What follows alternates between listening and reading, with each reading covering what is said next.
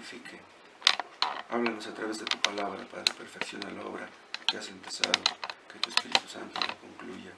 En el nombre de Jesús. Amén. Si se dan cuenta, el apóstol Pablo está hablando un poco molesto con los corintios, casi enojado, porque vean cómo les dice en el 2, he dicho antes, y ahora digo otra vez como si estuviera presente, y ahora ausente lo escribo a los que antes pecaron, y a todos los demás, que si voy otra vez no seré indulgente. O sea, ni crean que voy a ir por la buena. O sea, estoy enojado, y voy a usar mi autoridad apostólica para darles un jalón de orejas, es lo que da a entenderles ahí, ¿no? Y les dice en el 5, examínense ustedes mismos si están en la fe.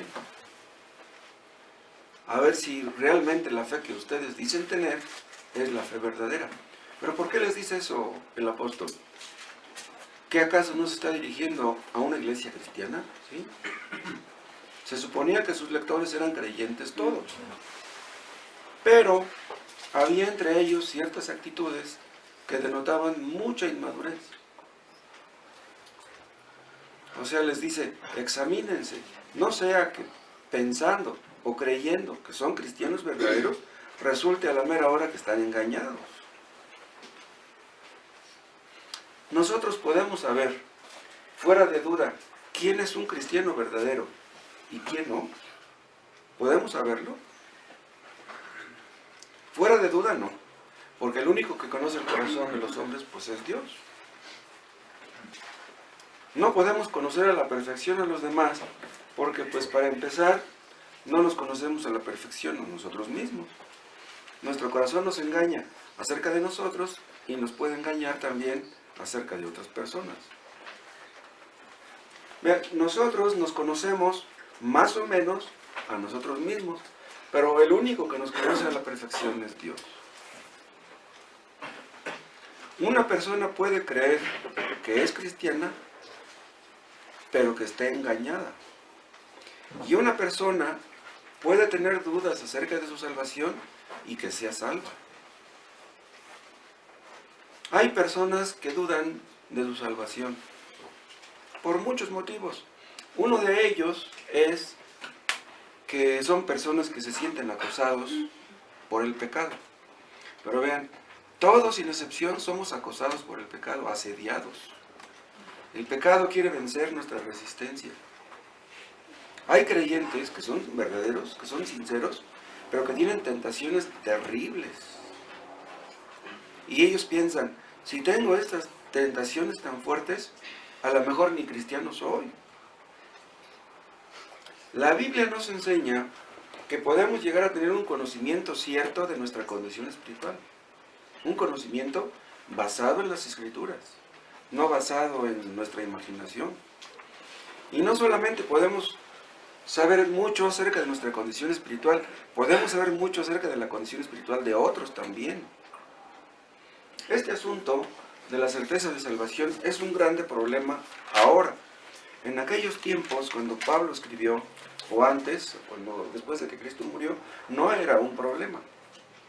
Acuérdense ustedes que después de que Cristo murió y resucitó, ascendió a los cielos, y entonces hubo un gran avivamiento en la iglesia primitiva. Y ese avivamiento provocó una persecución muy grande en contra de todos los cristianos. Una persecución de parte de los escribas, de los sacerdotes. Pero ¿saben qué pasó con esa persecución? Que fortaleció la fe de los creyentes.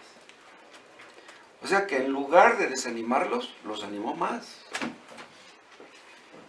Las iglesias cristianas primitivas fueron perfeccionadas por las persecuciones, precisamente. En aquel tiempo, en la iglesia primitiva, no existía el error de la creencia fácil. Ahora sí. En aquel tiempo no existía el evangelio de la prosperidad. Ahora sí. Entonces, en aquel tiempo, los que pedían el bautismo eran creyentes sinceros. Los hipócritas no se iban a exponer a la persecución, no se iban a exponer a la muerte.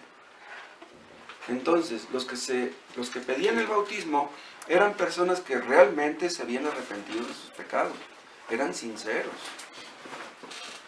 Todos los que se bautizaban en aquel tiempo renunciaban a todo pecado. Pero en cambio ahora hay algunos que hablan de aceptar a Cristo como Salvador, pero no como Señor.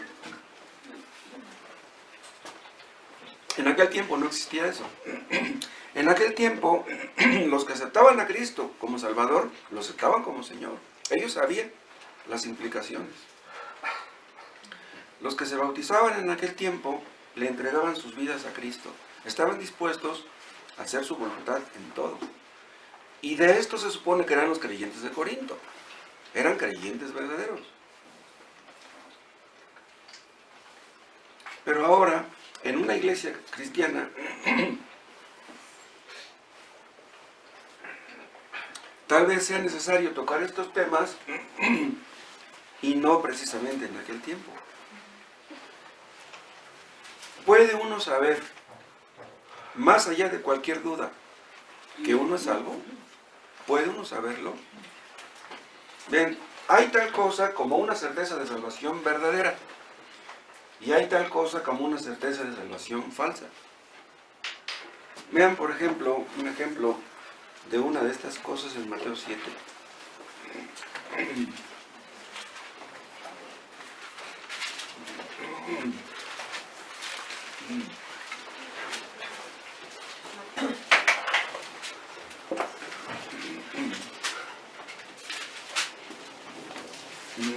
Mateo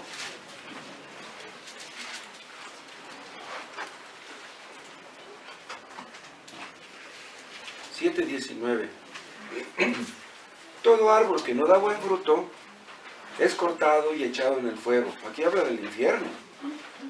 Y estos árboles son, metafóricamente, personas que decían ser cristianos pero que no dieron buen fruto. Serán cortados y echados en el fuego. Dice, así que por sus frutos los conoceréis. ¿Cómo sabemos si una persona es cristiana? Por sus frutos. No todo el que me dice, Señor, Señor, entrará en el reino de los cielos, sino el que hace la voluntad de mi Padre que está en los cielos. ¿Ven? Solamente los que obedecen a Dios son los que entrarán en el cielo. Muchos me dirán en aquel día, Señor, Señor, ¿no profetizamos en tu nombre? ¿Y en tu nombre echamos fuera demonios? Recuerden ustedes que esta palabra no profetizamos quiere decir, se puede traducir como no predicamos. No predicamos en tu nombre. Y en tu nombre echamos fuera demonios. Y en tu nombre hicimos muchos milagros. Vean, los que dirán estas palabras serán pastores que nunca fueron realmente convertidos. Hay muchos pastores que no son convertidos, que le van a decir a Cristo el día final estas palabras. Y dice el 23, entonces les declararé, nunca os conocí, apartaos de mí, hacedores de maldad. Aquí donde dice, nunca os conocí, quiere decir que todo estuvo mal desde un principio. Hay personas que se meten a predicar porque creen que solucionarán sus problemas económicos. Se meten de pastores porque les gusta el dinero. Pero eso no quiere decir que sean salvos. El hecho de que sean pastores. Estas personas de las que Cristo habla aquí en el versículo 21 creían ser salvos. Pero la certeza de salvación que decían tener no tenía bases bíblicas. Estos eran personas que sabían quién era Cristo, era el Señor. Conocían la palabra de Dios, pero que estaban engañados acerca de su condición espiritual. Los que son partidarios de lo fácil y de lo cómodo, oyen hablar de la certeza bíblica y no les gusta. Oyen hablar de la creencia fácil y eso sí les gusta. Les dicen, mira, lo que tú tienes que hacer es hacer una oración, repetir una oración, levantas la mano, aceptas a Cristo y eres salvo. Ya la hiciste. A los falsos maestros les gusta enseñar esas cosas, ¿saben por qué? Porque eso hace que las iglesias se llenen de gente. Al cliente lo que les pida. Entonces, si eso quieren, pues eso les damos. El enemigo les hace creer a esas personas que son salvos, pero no lo son. El enemigo les hace creer que es muy fácil ser cristiano. ¿Y saben qué? Eso es lo que se cree en la mayoría de las iglesias de hoy. Dicen algunos, mira, tú no te metes en problemas teológicos. Para que tú seas salvo, lo único que tienes que hacer es creer en Cristo y ya. Nada más creer en Cristo y ya. Vean, eso se oye muy simpático, se oye bonito, se oye muy bonito. Pero eso es certeza de salvación falsa. Entonces, ¿cuál es la certeza de salvación verdadera? La certeza de salvación bíblica. ¿En qué se basa esa certeza? Vean, esta certeza tiene dos aspectos, un objetivo y un subjetivo. ¿Cuál es el objetivo? El que se basa en las promesas, en la palabra de Dios, en lo que Dios ha dicho, en el hecho de que Dios es soberano, en que Dios nos predestinó, de que Dios nos escogió desde antes de la fundación del mundo.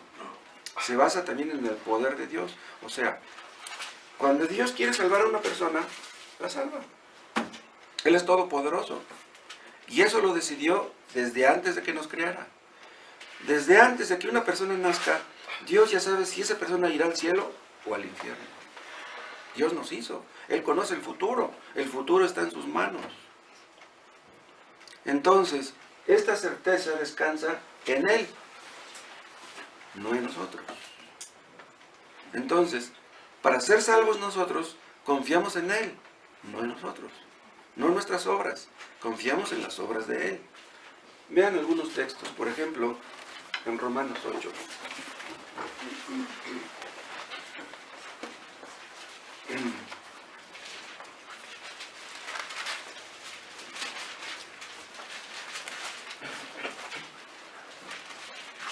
Romanos 8:28. Y sabemos que a los que aman a Dios, todas las cosas les ayudan a bien. Esto es, a los que conforme a su propósito son llamados. ¿Qué propósito? El propósito de salvar a los pecadores, no a todos. Aquí habla de los que aman a Dios, nada más. Esos son los llamados. Son llamados eficazmente en el propósito de Dios. Dios hace que ese llamado sea eficaz. Y luego dice en el 29, porque a los que antes conoció, y esto se puede traducir amó, porque a los que antes amó, también los predestinó para que fuesen hechos conformes a la imagen de su Hijo, para que Él sea el primogénito entre muchos hermanos. Entonces, los amó, los predestinó, los llamó, y dice el 30, y a los que predestinó, a estos también llamó, y a los que llamó, a estos también justificó, y a los que justificó, a estos también glorificó. Vean, todo el paquete para las mismas personas. Los predestinados irán a la gloria. ¿Quién lo dice? Lo dice Dios. Entonces esto no puede fallar. Dios tiene un propósito y ese propósito se cumplirá. Vean otro texto en Filipenses, capítulo 1.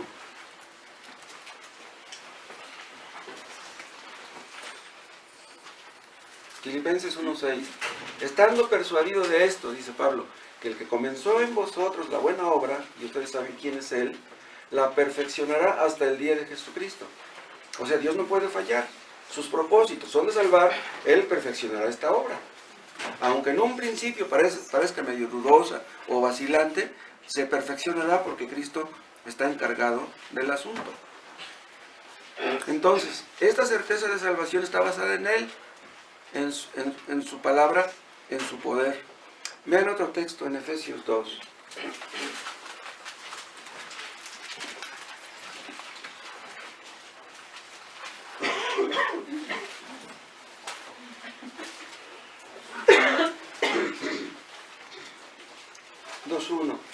Y Él os dio vida a vosotros cuando estabais muertos en vuestros delitos y pecados. ¿Por qué lo hizo? ¿Por qué nos dio la vida? Porque quiso. Eso no podía fallar. Y vean el 2. En los cuales, pecados, anduvisteis en otro tiempo, siguiendo la corriente de este mundo, conforme al príncipe de la potestad del aire, el espíritu que ahora opera en los hijos de desobediencia. Entre los cuales también, sigue hablando de esos pecados, entre los cuales también todos nosotros vivimos en otro tiempo, en los deseos de nuestra carne, haciendo la voluntad de la carne y de los pensamientos, y éramos por naturaleza hijos de ira, lo mismo que los demás. ¿Ven? Los que llegamos a ser creyentes seremos pecadores igual que los demás. No hay ninguna diferencia. Dice, pero Dios, que es rico en misericordia, por su gran amor con que nos amó, vean, porque Él quiso amarnos. Aún estando nosotros muertos en pecados, nos dio vida juntamente con Cristo. Aquí está el tema de la unión con Cristo. Dice, por gracia sois salvos. Esto es algo que no podía fallar. Descansa en Dios, en el propósito eterno de Dios. Entonces, cuando hablamos de que los creyentes podemos llegar a tener esta certeza, no estamos inventando nada. Es Dios el que lo ha dicho. Es presunción decir, por ejemplo, como dice el texto de Filipenses, que Dios empieza lo que acaba. ¿Es una presunción de parte nuestra? Presunción sería decir lo contrario, que Dios empieza cosas y no las acaba, lo que creen los arminianos. Dicen, no, una persona puede ser salva hoy y perder su salvación mañana. Esas personas no saben en qué Dios creen, no conocen a Dios. Una persona que es salva es porque Dios la salva, no puede perder su salvación. La salvación descansa en el poder de Dios, no en el poder humano. Eso es en cuanto a la certeza objetiva. Y en cuanto a la certeza subjetiva, vean un texto en Juan 5.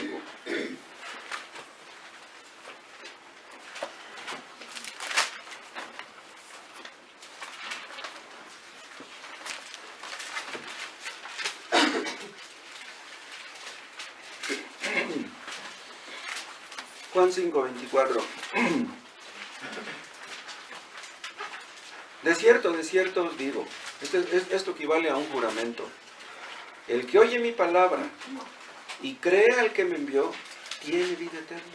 Vean, esta es una promesa que no puede fallar. El que cree y cree al que me envió, tiene vida eterna. Entonces, si tú crees en Dios, tienes vida eterna. No estamos inventando nada, es algo que Dios ha dicho. Pero eso de creer es algo subjetivo. O sea, es algo interno. Porque cuando una persona cree, nosotros no vemos que crea. Y aún nosotros, cuando sentimos que creemos, eso de que yo siento que creo puede ser engañoso. ¿Cómo sabemos que una persona cree? Porque cualquier testigo de Jehová puede decir yo creo. Cualquier católico, cualquier musulmán, cualquier budista puede decir yo creo. Pero ¿cómo sabemos que una persona cree? O sea, hay un riesgo en este asunto de la certeza subjetiva. Vean otro texto en Juan 6.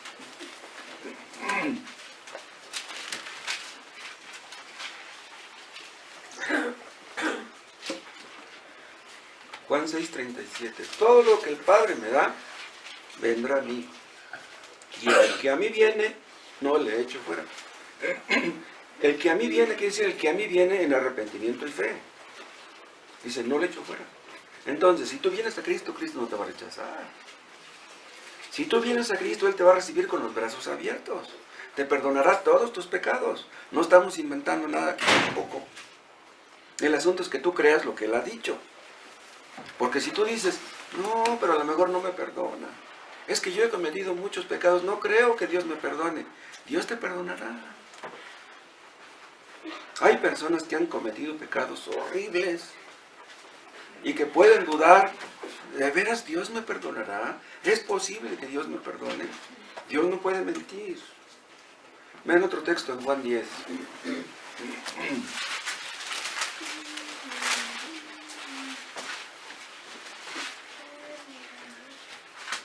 10:27. Mis ovejas oyen mi voz y yo las conozco y me siguen y yo les doy vida eterna. Vean, Cristo da la vida eterna.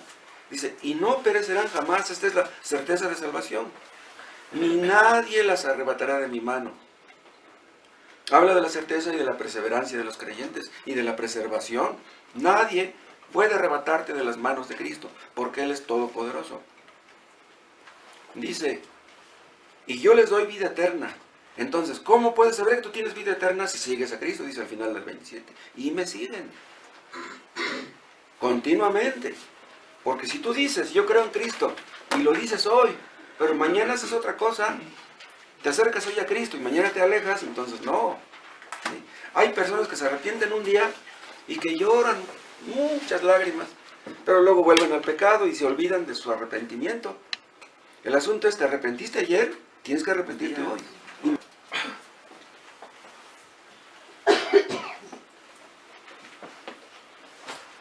Otra cosa, esta certeza descansa también en ciertas características que son comunes a todos los creyentes. Vean, por ejemplo, este asunto en Lucas 9.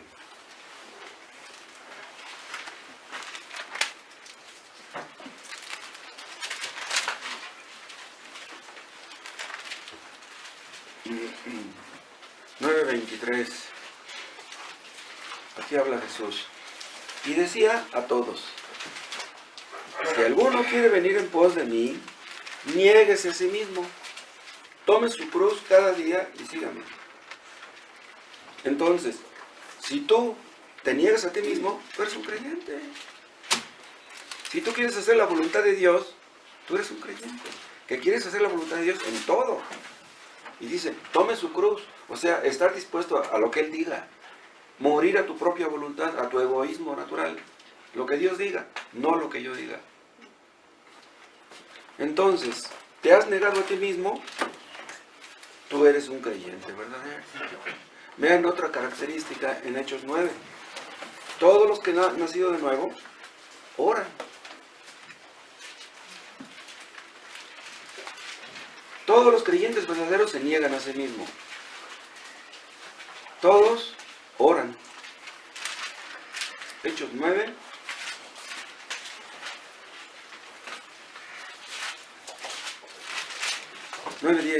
Había entonces en Damasco un discípulo llamado Ananías, a quien el Señor dijo en visión, Ananías, y él respondió, heme aquí, Señor. Y el Señor le dijo, levántate y ve a la calle que se llama Derecha, y busca en casa de Judas a uno llamado Saulo de Tarso, porque he aquí, él ora. Acuérdense ustedes que esta frasecita, he aquí, habla de algo notable que está por decir alguien. Fíjense bien. Dice, porque fíjate bien, Ananías, él ora, Pablo. ¿Pero qué no se suponía que antes de ser convertido Pablo oraba? Los inconversos no oran. No pueden orar. ¿Por qué? Porque no tienen el Espíritu Santo. Un creyente ora porque el Espíritu Santo le impulsa. Una persona que no tiene el Espíritu Santo no puede orar. Pero en el momento que Saulo de Tarso fue convertido, en ese momento empezó a orar. Entonces, ¿tú oras? ¿Oras todos los días? ¿Tú eres un creyente verdadero? No hay equivocación en este asunto. No sé si se acuerdan ustedes que hay un sermón de Spurgeon, donde él habla de un esclavo negro que su amo en Inglaterra lo vio orando y le dijo, ¿por qué estás orando? Y que agarró su látigo y ¡pum!, y le pegó en la espalda.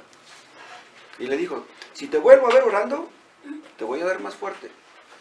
Pero pasaron unos días y que lo vuelve a ver orando. No, le dio una pero bien dura. Y le dijo, te lo advierto, te vuelvo a ver orando y te voy a dar todavía más. Pero pasaron más días y otra vez lo volvió a ver orando. Y en lugar de pegarle le dijo, oye, quiero que me digas, ¿por qué no dejas de orar? No te conviene orar, te estoy pegando, ¿por qué no dejas de orar? Y le dice, llorando el negrito, dice, mí no puede dejar de orar. No puedo. Ningún creyente puede dejar de orar. Prefiero que me maten a dejar de orar. ¿Entienden eso? Acuérdense del caso de Daniel, cuando estaba en Babilonia. Lo amenazaron igual, que si oraba a su Dios, lo iban a echar al foso de los leones. Pues hasta abrió las ventanas y dice, si me ven orando, que me vean. ¿Se acuerdan? Para los inconversos, la oración es nada más una teoría. Los inconversos hablan bonito de la oración. Ay, es que tengo muchos problemas. No te preocupes, ponte a orar. Hablan bonito de la oración, pero no oran. Hay muchos inconversos que le dan gracias a Dios por los alimentos, pero en sí eso no es orar. Entonces hasta los católicos le dan gracias a Dios por los alimentos. Bueno, no todos, pero muchos sí. ¿Dios escucha sus oraciones? No. No son oraciones. Un padre puede estar sentado a la mesa, o sea, aquí están sus hijos, y hace una oración por los alimentos. Es un adúltero. ¿Dios oye la oración de los adúlteros?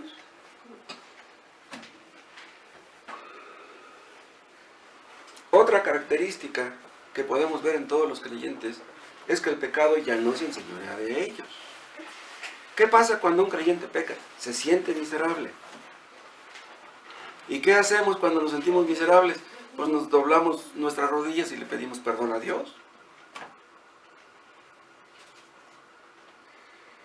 Existen 3 aspectos bíblicos en este asunto de la certeza de salvación. Es lo que dice el hermano Downing, ¿se acuerdan?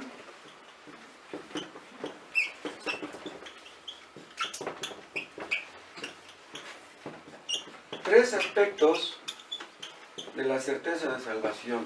En primer lugar, la certeza inferencial. En segundo lugar, la testimonial. Y en tercer lugar, la interna. Vamos a ver brevemente cada uno de esos puntos. Ya vimos Juan 5:24. El que cree en mí tiene vida eterna. Entonces dice una persona, bueno, yo creo en Cristo. Entonces, se infiere que si yo creo en Cristo, soy creyente. Pero ya vimos que esto puede ser engañoso, porque una persona puede decir yo creo en Cristo cuando no sea así realmente. Debemos tener mucho cuidado con esta clase de aspectos. Hay muchas personas que dicen, yo siento que amo mucho a Dios. Pero una cosa es decirlo y otra cosa es demostrarlo. Es como los maridos que le dicen a la esposa, yo te quiero mucho, viejita. Pues sí, pero pues andas de coscolino con todas y dices que me amas. Dicen algunos que si una persona dice, yo creo en Cristo, debemos aceptar lo que dice. Y si no lo hacemos, entonces estamos dudando de su sinceridad y lo estamos ofendiendo. ¿Es cierto? Vean Juan 2.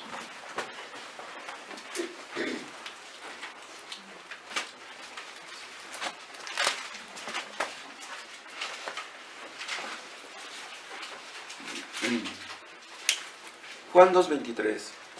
Estando en Jerusalén en la fiesta de la Pascua, muchos creyeron en su nombre, en Cristo, ¿no? Viendo las señales que hacía.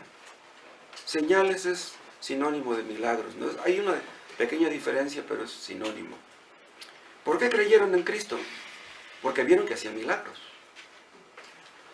Pero vean lo que dice el 24. Pero Jesús mismo no se fiaba de ellos, porque conocía a todos.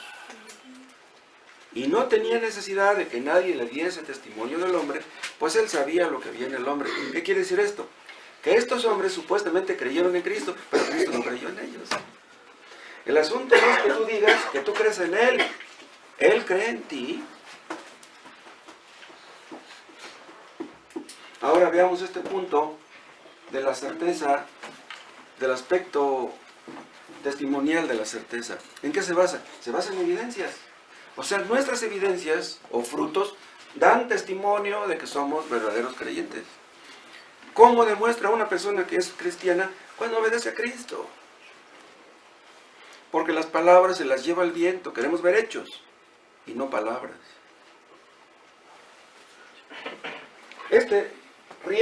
En este asunto de la certeza también hay un riesgo. ¿Por qué? Porque hay personas que están atentas a sus avances, a sus retrocesos. A veces siento como que creo y a veces como que no. Como que estoy obedeciendo, ayer obedecí y hoy no pude. Y dan un paso para adelante y 2 para atrás. Y parece que son cristianos y parece que no lo son. Aquí existe el riesgo del legalismo.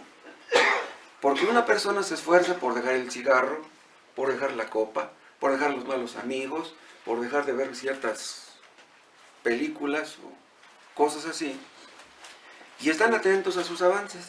A lo mejor ya no, a lo mejor soy cristiano, porque pues ya tiene 2 días que no fumo, ¿no? Ya tiene 3 días que no tomo, a lo mejor soy cristiano. Pero estas personas ponen sus ojos en sí mismos y no en Cristo.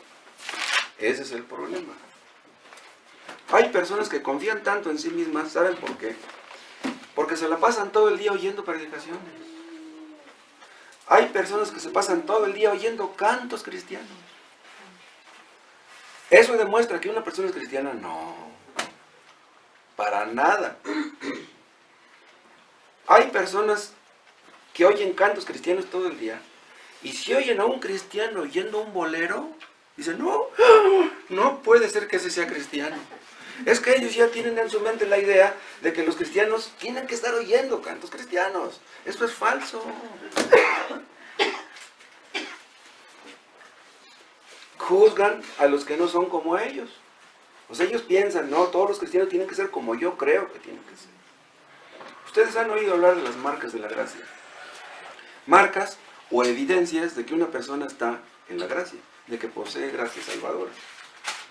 O también, algunos de ustedes habrán leído el libro que se llama Rasgos Distintivos del verdadero cristiano de Gardiner Spring.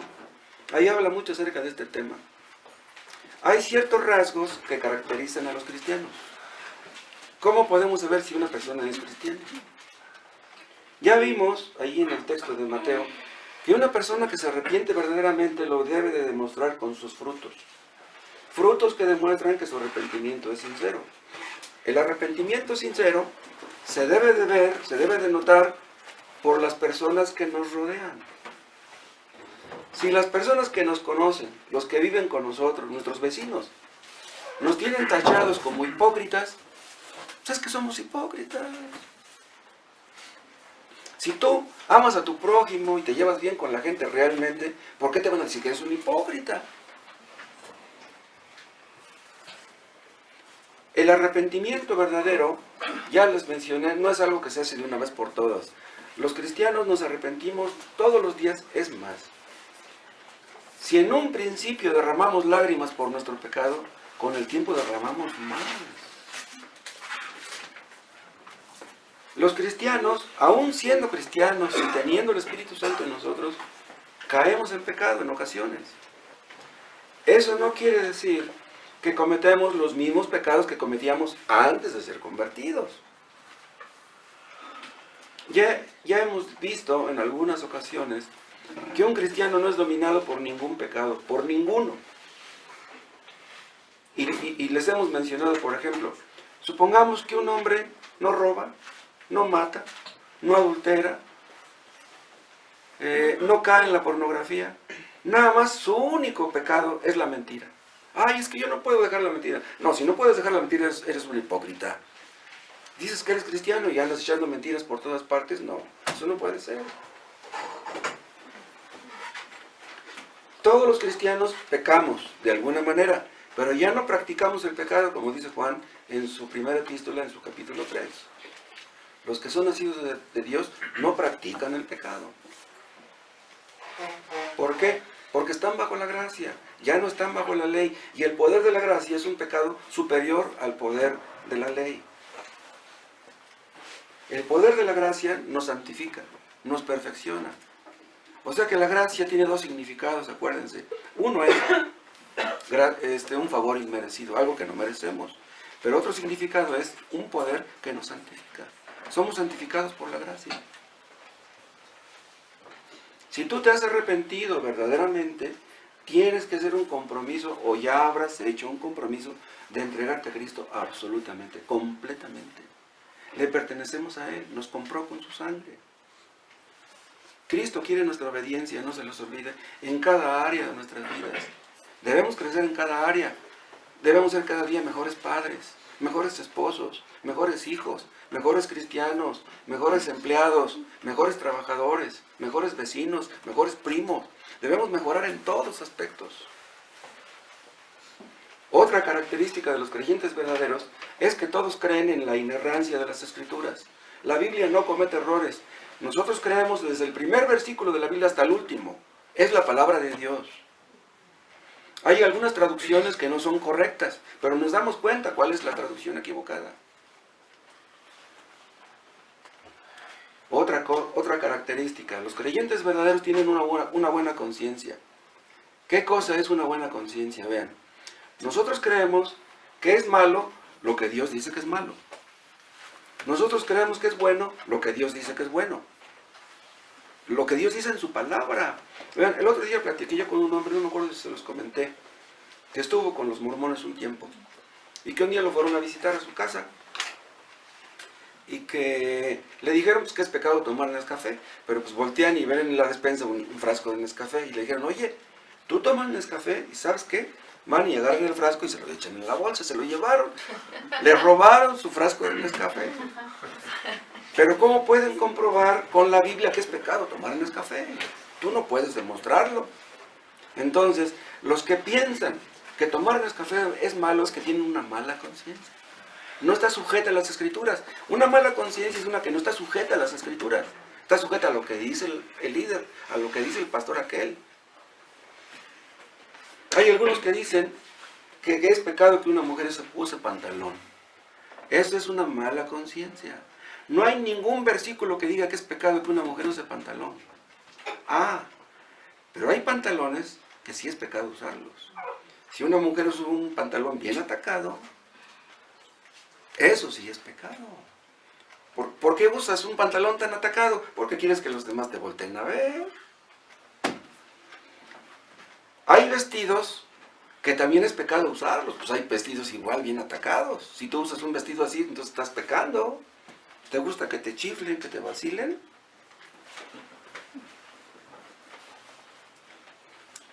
Una evidencia de estar en la gracia es el sincero deseo de obedecer los mandamientos de Dios, todos los mandamientos. Pero si tú andas desobedeciendo este mandamiento y este otro continuamente, pues tú no eres cristiano. Así de sencillo. Los cristianos verdaderos aborrecen el pecado y aman la santidad. ¿De qué serviría que aborrecieras el pecado, pero que no amaras la santidad? Si estás dejando el pecado, acércate a lo bueno. No basta con que dejes de hacer cosas malas. Tienes que hacer cosas buenas.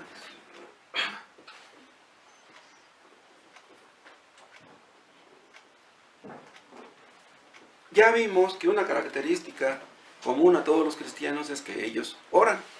Pero no solamente oran, leen las Escrituras, estudian las Escrituras, quieren aprender más y más. No se conforman con poco conocimiento. Otra marca, otra evidencia de los cristianos es que cada día tienen una mayor conciencia de pecado. Esto es increíble, pero créelo. Un cristiano, conforme va creciendo en madurez, está consciente de ser cada día más y más pecador. ¿Pero cómo es eso? ¿Saben por qué? Porque Dios nos va iluminando poco a poco. Y vamos viendo como pecado ahora cosas que antes no veíamos como pecado. Los creyentes nuevos, por ignorancia, pueden hacer cosas que no deben hacer, pero con el tiempo, ya con más conocimiento y más luz, van dejando esas cosas. De repente los cristianos nos sentimos mal por cosas tan pequeñitas que si se las platicáramos a otros se reirían de nosotros. Conforme va pasando el tiempo, nos horrorizamos de ver el pecado que vemos en nosotros.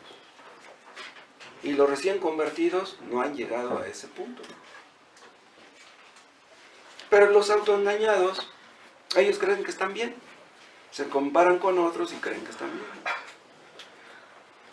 Vean, pero tanto los creyentes nuevos como los creyentes viejos tenemos una misma cura. Para esa mortal enfermedad del pecado, ¿cuál es esa cura? La sangre preciosa de Cristo Jesús. Ahí es donde está la solución. O sea, nos miramos a nosotros mismos y nos reconocemos incapaces. No podemos contra el pecado, no podemos vencer. ¿Qué hacemos? Entonces, miramos a Cristo muriendo por nosotros, por nuestros pecados, y en Él, en Cristo, somos más que vencedores. Dios nos ha dado su Espíritu Santo para que podamos vencer. Y si un cristiano llega a caer en pecado y no se arrepiente, ¿qué pasará? Que Dios lo va a disciplinar. Dios disciplina a sus hijos necios. Dios disciplina a sus hijos, no a los bastardos, dice el autor de Hebreos. Entonces, si tú pecas y pecas y pecas, y Dios no te disciplina, es que no eres su hijo. Hay hombres que pecan desde la mañana hasta la noche. ¿Dios los castiga?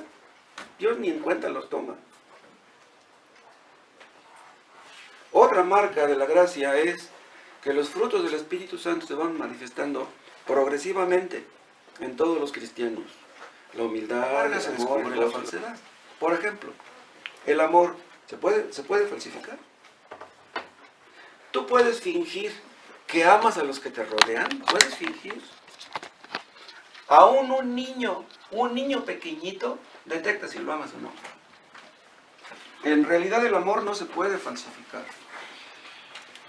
Y esos frutos deben irse manifestando día con día en los creyentes. Desde el momento en que un cristiano nace de nuevo, por el Espíritu Santo, desde ese momento empieza a crecer espiritualmente. Ningún cristiano verdadero deja de crecer. Todos.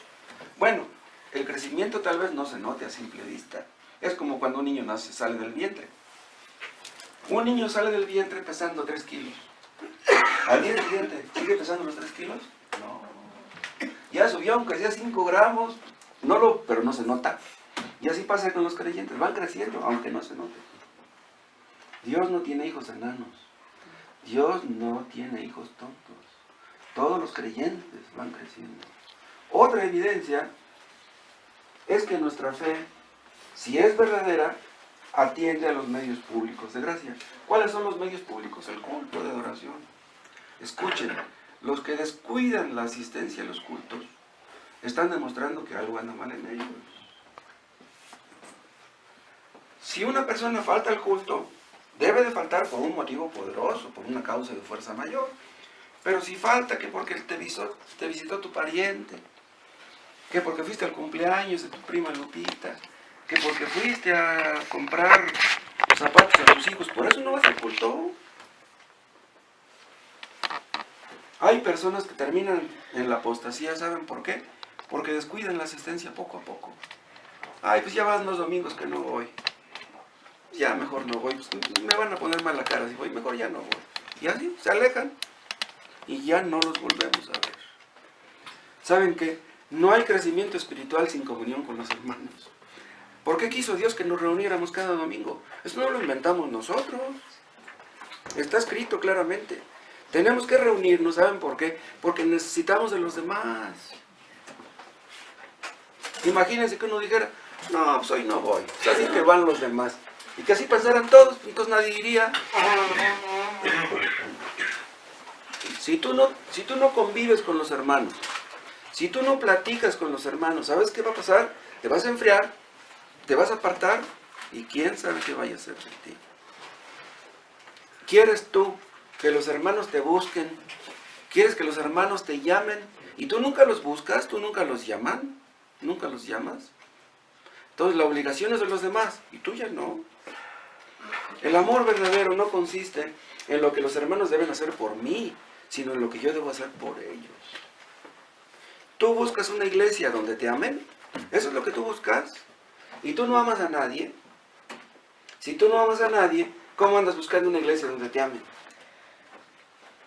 Otra marca de la gracia, ¿saben cuál es? Es que un cristiano verdadero aprende a perdonar a los que lo ofenden. Tú dices que eres cristiano, dices que Dios te ha perdonado, y tú no puedes perdonar a los que te ofenden. ¿Saben por qué muchas personas no pueden perdonar? Porque confían en su propia justicia. Los que confían en su propia justicia no pueden perdonar, son implacables con los demás, son muy estrictos. Estas personas nunca han sentido la necesidad de ser perdonados, nunca han visto su pecado. ¿Cómo le vas a pedir perdón a Dios si nunca has visto tu pecado? Y esas personas nunca han experimentado la alegría del perdón, pero cuando sabemos que ya Dios nos perdonó, ya sentimos que ya no nos cabe el corazón en el pecho. ¿Es posible que Dios me haya perdonado a mí? ¿Es posible que un día voy a estar en el cielo? Cuando te cae el 20, cuando tú entiendes que ya Dios te perdonó, ¿tú no puedes perdonar a los demás si ya Dios te perdonó a ti? Hay personas que le dejan de hablar a todo el mundo, se enojan, ya no le hablo, ya no le saludo. Pura soberbia. Cuando sabemos que Dios nos perdona, no lo podemos creer. Es posible que el Dios verdadero, el que creó el universo, haya perdonado todos mis pecados. Es posible que yo sea un hijo de Dios. Es verdad que Cristo me ama y que nunca dejará de amarme. Escuchen, es posible saber que Dios te ha perdonado. Si tú vienes a Cristo, le entregas tu corazón, tu vida, Él te perdona. Te recibe, como te dije, con los brazos abiertos. Y esto no lo estamos inventando. Arrepiéntanse ahora los que no lo han hecho. Antes de que termine el año. No vayan a empezar el año igual que como lo terminan. Arrepiéntanse de su pecado ahora. Confíen en lo que Cristo hizo en la cruz. Vean 1 de Juan 5.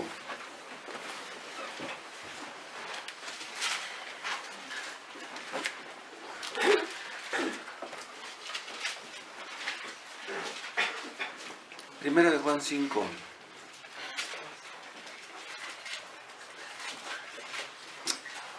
Versículo 13. Estas cosas os he escrito a vosotros que creéis en el nombre del Hijo de Dios. ¿Para qué? Para que sepáis que tenéis vida eterna. Vean lo que dice aquí. ¿Cuál fue el motivo de estas epístolas? Dice, para que sepan ustedes que tienen vida eterna. Dice, no para que sepan que la van a tener, no, ya la tienen ahora. Dice, y para que creáis en el nombre del Hijo de Dios. Dios quiere que sepamos que tenemos ya vida eterna. Dios quiere que creamos, que entendamos que esa vida eterna nos pertenece por derecho, porque Cristo la compró para nosotros y que nunca la perderemos.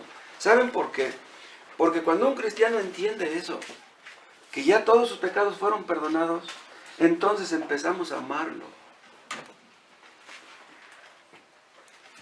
Y estar seguros de que somos salvos nos fortalece, nos anima, nos estimula, nos alienta. Aún estando en la cama bien enfermo, ¿qué importa que esté enfermo? ¿Qué importa que me muera? Dios me ama, me voy a morir y ¿qué importa? Me voy al cielo. La fe nos sostiene, esta clase de fe en que Cristo nos compró con su sangre, de que somos perdonados.